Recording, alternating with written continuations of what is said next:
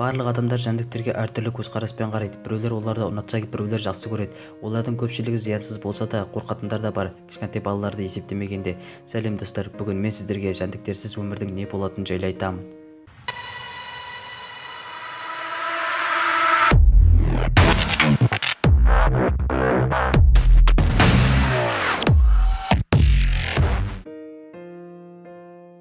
Әлемде жылына миллиондаған адам жәндіктердің әсерінен көз жұмады екен.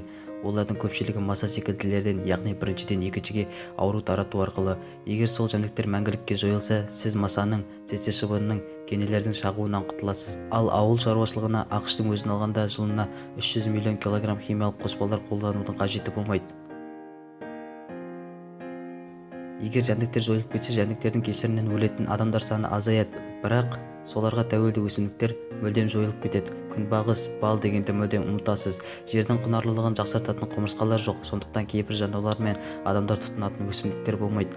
Адамдар аштықтан қырылады. Бұндай теорияны ағылшын ғалымы Гоги Давидович айтқан.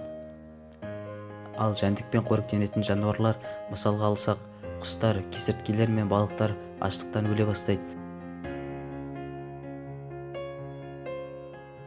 Қазіргі кезде адамдар тұтынатын тағамның 50%-дан 90%-ға дейінгі өсімдіктерден тұрады.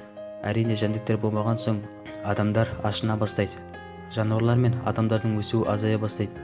Әлемде өлі денелер көбейе түседі, себебі оларды жейтін жәндіктер жоқ. Өсімдіктер де өсуін тоқтатады. Олар өспесе, сиыр, қой секілді жануарлар қырыла бастайды. Олар қырылса, адамдарға қоректенетін ештеңе қалмайды. Бірақ бұған қорқудың қажеті жоқ. Бұл жай ғана теория және фантазия.